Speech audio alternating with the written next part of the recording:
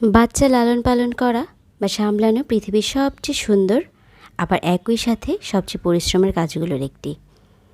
বাইরে থেকে দেখতে বিষয়টা যতটাই সহজ মনে হোক না কেন, একজন মায়ের প্রতিটা দিন কাটে এক অদৃশ্য দায়িত্ব আর ধৈর্যের মধ্য দিয়ে। আসসালামু আলাইকুম এভরিওয়ান, রূপালীর দিনরাত্রির পক্ষ থেকে আমি রূপা আপনাদের সবাইকে স্বাগতম জানাচ্ছি আমার নতুন আরেকটি ব্লগ দেখার জন্য।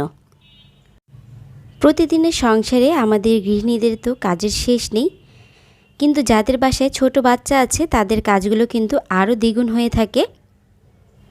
যেহেতু আমাদের দিনের বেশিরভাগ সময়টা রান্নাঘরে কাটাতে হয়, তো ছোট বাচ্চার মায়েদের জন্য আজকে আমি কিছু টিপস শেয়ার করব যে কিভাবে কাজ করলে তারা রান্নাঘরে রান্নাবান্নার কাজগুলো একটু তাড়াতাড়ি করতে পারবে, তাদের বাচ্চাকে সময় দিতে পারবে আর তাদের কষ্টটাও কম হবে। তো সকালে নাস্তাটা করে নিচ্ছি আরহামের জন্য আর আমাদের জন্য। আজকে একসাথেই নাস্তা বানিয়েছি, ফ্রোজেন পরোটা বেক করেছি এয়ার ফ্রায়ারে।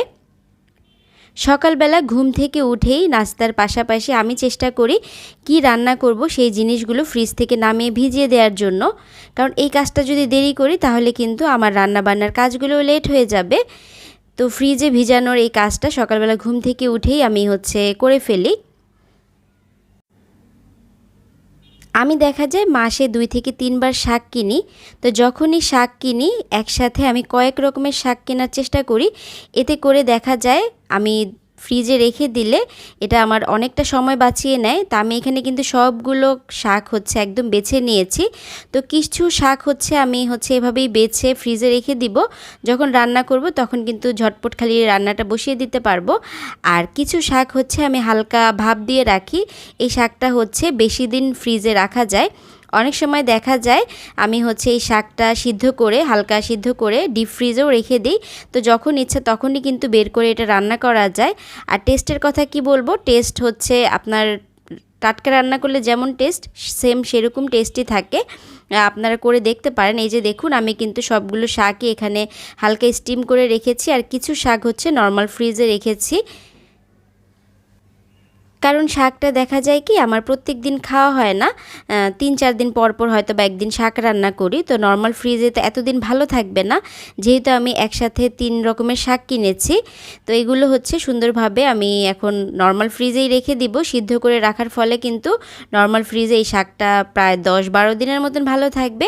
আর চাইলে আপনারা ডিপ ফ্রিজেও রাখতে পারেন। ডাল রান্না করার ক্ষেত্রে আমি সব সময় আগে থেকেই ডালটাকে ভিজিয়ে রাখি। ভিজিয়ে রাখলে ডালটা রান্না করতে কিন্তু খুব একটা সময় লাগে না। আর কিছু কিছু রান্নার ক্ষেত্রে আমি সব সময় প্রেসার কুকারটা ইউজ করি, এতে করে কিন্তু রান্নার কাজ অনেক তাড়াতাড়ি হয়। এই যে ডালগুলো আমি রাতের বেলা ভিজিয়ে রেখেছিলাম, এখন ডালটাকে প্রেসার কুকারে জাস্ট একটা সিটি দিয়ে নিলেই কিন্তু ডালটা সিদ্ধ হয়ে যাবে। এই যে ডালগুলো আমি সিদ্ধ করে রেখেছি, এটা দিয়ে দেখা যাবে সকালের নাস্তা কিংবা যে কোনো আইটেম রান্নাতে আমি ইউজ করতে পারবো। কিন্তু প্রত্যেকদিন যদি আমি এই ডালটাকে সিদ্ধ করতে যেতাম, ভিজিয়ে রাখতে যেতাম, তখন কিন্তু আমার অনেকটা সময় নষ্ট হতো।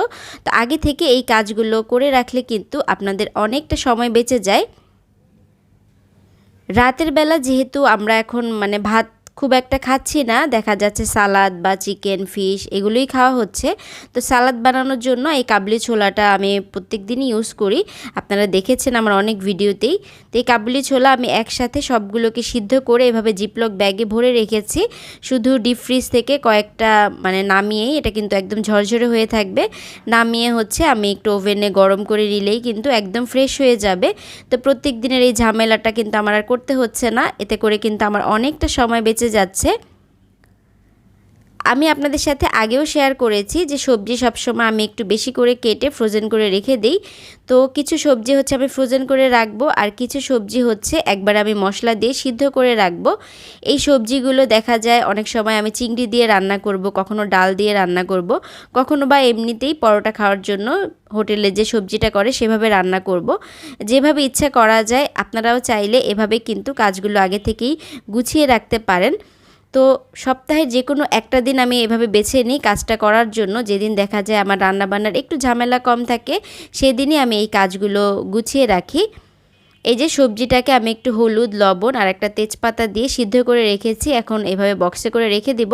চাইলে আপনারা এটা নর্মাল ফ্রিজেও রাখতে পারেন, চাইলে ডিপ ফ্রিজেও রাখতে পারেন, আপনাদের ইচ্ছা। আপনারা হচ্ছে কয়দিনের ভিতরে এটা খাবেন সেই অনুযায়ী হচ্ছে এটাকে স্টোর করতে হবে।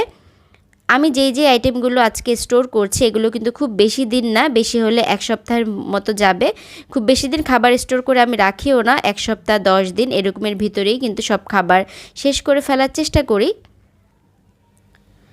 বাসায় ছোট বাচ্চা থাকলে সকালবেলা কিন্তু অনেকটা ঝামেলা করতে হয়, সকালের নাস্তাটা বেশি লেট হয়ে যায় যদি আগে থেকে কাজ গুছানো না থাকে। তো রুটি তো আমি কখনোই প্রত্যেক দিন বানাই না, একদিন বানিয়ে দেখা যায় 5-6 দিন খাই। তো রুটিগুলো আমি আগে থেকে বানিয়ে তারপরে হচ্ছে হালকা করে কয়েক সেকেন্ড এভাবে এপিট ওপিট ছেঁকে রেখে দিই। তারপরে নর্মাল ফ্রিজে রেখে দিলেই কিন্তু আপনাদের সপ্তাহখানিক এমনিতেই চলে যাবে।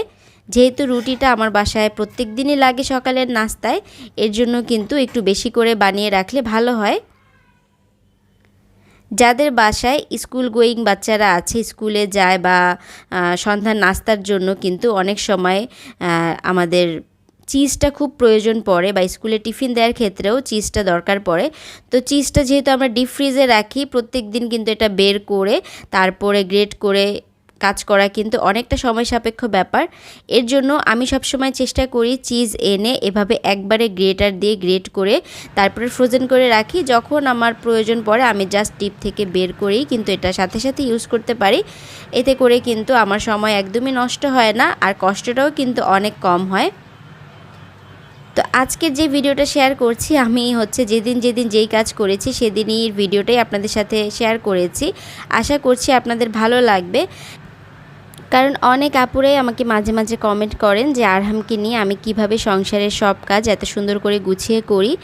এই যে এর জন্যই আপনাদের সাথে শেয়ার করে দিলাম। আসলে আমি সবসময় চেষ্টা করি আগে থেকে কিছু কাজ গুছিয়ে রেখে দেওয়ার জন্য। এখন আমি চিজটাকে গ্রেট করে হাফ অ্যান আওয়ারের মতন ডিপ ফ্রিজে রেখেছিলাম। হালকা একটু যখন মানে বরফ হয়ে গিয়েছে, এখন আমি এটাকে জিপলক ব্যাগে ভরে রেখে দিব। তো এভাবে যদি আপনি বেশিক্ষণ রেখে দেন তাহলে একটু শক্ত হয়ে যাবে, তখন ঝরঝরে করতে একটু সমস্যা হবে।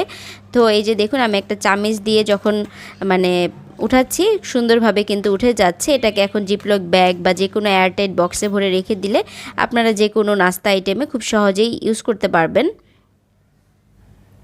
বাসায় ছোট বাচ্চা থাকলে দেখা যায় তাদেরকে আমাদের অনেকটা সময় কিন্তু দিতে হয়।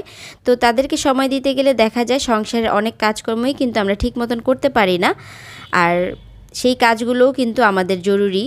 তো এর জন্য আমরা হচ্ছে সব সময় একটু বুদ্ধি খাটিয়ে টেকনিক করে যদি কাজগুলো করে রাখি, এতে করে আপনার পরিশ্রমটা কিন্তু অনেকটাই কমে যাবে আর আপনার হাতে সময়টাও বেঁচে যাবে। তো আজকে আমি রান্নার পাশাপাশি কিন্তু আপনাদের সাথে ছোটোখাটো টিপসগুলো শেয়ার করেছি। তো আজকে আমি হচ্ছে এখানে মাছের ডিম রান্না করব। মাছের ডিম রান্না করার জন্য আমি হচ্ছে প্রথমেই লবণ আর হলুদ দিয়ে মাছের ডিমটাকে ভালো করে কচলে নিব। তারপরে ভিতরে যে ছোট ছোট রগগুলি থাকে সেগুলোকে আমি ফেলে দিব। তো মাছের ডিম অনেক দিন যাবতই না খুব খেতে ইচ্ছা করছিল, কিন্তু মানে মাছ আনা হয় কিন্তু ডিমযুক্ত মাছ আনা হয় না। রান্না করার ক্ষেত্রে সব সময় চেষ্টা করবেন যদি একটু সময়ও লাগে সব কিছু একবারে রেডি করে তারপরে রান্না করতে আসার জন্য। যদি আপনাদের বাসায় হেল্পিং হ্যান্ড থাকে তাহলে তাদেরকে দিয়ে সব কিছু একদম গুছিয়ে নেবেন, আর যদি আপনি নিজে করেন চেষ্টা করবেন হাতে একটু সময় নিয়ে সব কিছু রেডি করে তারপরে রান্নাটা শুরু করার জন্য। এতে দেখবেন আপনার রান্না করতে খুব একটা বিরক্ত লাগবে না, আর রান্নার কাজটাও খুব তাড়াতাড়ি শেষ হবে। রান্না শেষে সাথে সাথে সব কিছু ক্লিন করে ফেলার চেষ্টা করবেন। কাজ ফেলে রাখলে দেখবেন কাজ জমতে জমতে একসময় পাহাড় সমান হয়ে যাবে। তাই সাথে সাথে যদি কাজগুলো করে ফেলেন তাহলে দেখবেন আপনার উপর খুব একটা প্রেশার কিন্তু পড়বে না। এই যে আমি একদিকে যেমন রান্না করছি, অন্যদিকে কিন্তু সিঙ্কে যেই থালা বাসনগুলো হয়েছে সেগুলো এক এক করে ধুয়ে নিয়েছি। এতে করে কিন্তু আমার একসাথে দুটো কাজ সুন্দরভাবে হয়ে গিয়েছে। আমি সবসময় চেষ্টা করি আরহাম যখন ঘুমে থাকে তখন হচ্ছে আমার এই রান্নার কাজগুলো গুছিয়ে নেওয়ার জন্য। আরহাম উঠলে তখন রান্নাগুলো করতে পারি, কিন্তু গুছানোর কাজগুলো যদি একসাথে করতে যাই তখন কিন্তু দেখা যায় আরহাম একটু জ্বালাতন করে, তখন কাজগুলো করা একটু কষ্টসাধ্য হয়ে যায়।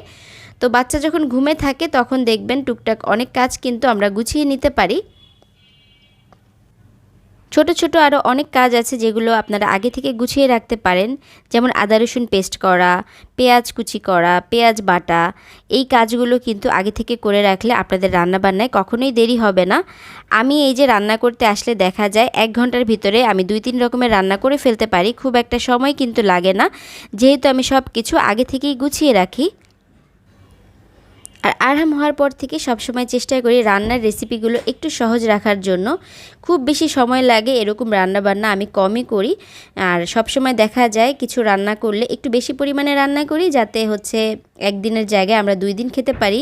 যেমন গরুর মাংস, মুরগির মাংস, এই রান্নাগুলো যখন করি একটু বাড়িয়ে করলে একটু ফ্রিজে রেখে দিলে দেখা যায় যেদিন রান্না করার সময় পাই না, কারণ বাচ্চারা কিন্তু প্রত্যেক দিন একরকম থাকে না, তখন ওইটা ফ্রিজ থেকে নামিয়ে আমরা কিন্তু খেতে পারি। তো আজকে মাছের ডিমটা না আমি 2 রকম করেছি। তো একটা হচ্ছে আলু কুচি আর টমেটো দিয়ে ভুনা করেছি, আর একটা করব শুধু ভাজা।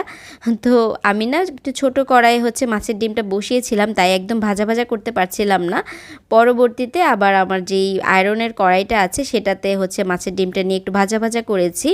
মাছের ডিম আমার এত বেশি পছন্দ, কিন্তু খুব একটা পাইও না, তাই খাওয়াও হয় না। এই যে দেখুন, আরেকটা হচ্ছে জাস্ট পেঁয়াজ মরিচ দিয়ে আমি হালকা করে ভেজেছি, এটাও অনেক মজা লেগেছে। তো এটা হচ্ছে আরহাম খেয়েছে, মানে আরহাম আমি দুজনেই খেয়েছি। তো আজকে কিন্তু মাছের ডিমটাই হচ্ছে আমাদের দুপুরের খাবার, সাথে ডাল রান্না করেছিলাম। তো বাসায় ছোট বাচ্চা থাকলে কিন্তু অনেক সময় বিকালে স্ন্যাক্সের বাহানা করে বা টিফিন দেওয়ার জন্য আমাদের ঝামেলা করতে হয়। তো যেহেতু আমরা হচ্ছে রাতে আমাদের বাসায় যেহেতু এখন স্কুল গোয়িং কোনো বাচ্চা নেই, টিফিনের ঝামেলা নেই, কিন্তু আমাদের বাসায় সন্ধ্যার নাস্তা কিংবা রাতের ডিনারে যেহেতু এখন ভাত খাচ্ছি না, টুকটাক চিকেন আইটেমই বেশিরভাগ খাওয়া হচ্ছে। তো এর জন্য কিছু চিকেন আমি তান্দুরি চিকেন মেখে রেখে দিব, আর কিছু চিকেন ফ্রাইয়ের জন্য রেখে দিব, কারণ আরহাম মাঝে মাঝে চিকেন ফ্রাইটা খেতে পছন্দ করে। তো দেখা যায় বিকেলের নাস্তায় বা রাতের ডিনারে ভাতের সাথে আমি আরহামকে 1 পিস চিকেন ফ্রাই করে দেই। আর তান্দুরি চিকেনটা আমাদের জন্য। চিকেন ফ্রাইও আমরা খাবো, এমন না যে আমরা খাবো না। তো এখানে কিন্তু আমি এই যে সুন্দরভাবে 2 রকমের চিকেন ম্যারিনেট করে ডিপ ফ্রিজে রেখে দিব। যখন দরকার পড়বে আমি 1 ঘন্টা আগে দেখা যাবে ফ্রিজ থেকে বের করে রাখবো, সাথে সাথে কিন্তু আমি এটা ফ্রাই করে নিতে পারবো বা চিকেনটা গ্রিল করে নিতে পারবো। আজকের এই ছোটো ছোটো টিপসগুলো যদি আপনাদের কাছে ভালো লাগে, প্লিজ একটা লাইক দিয়ে ছোট্ট করে কমেন্ট করে যাবেন, কারণ আপনাদের একটা লাইক, একটা ছোট্ট কমেন্ট আমাদেরকে পরবর্তী একটা ভিডিও বানানোর জন্য অনেক বেশি ইন্সপায়ার করে।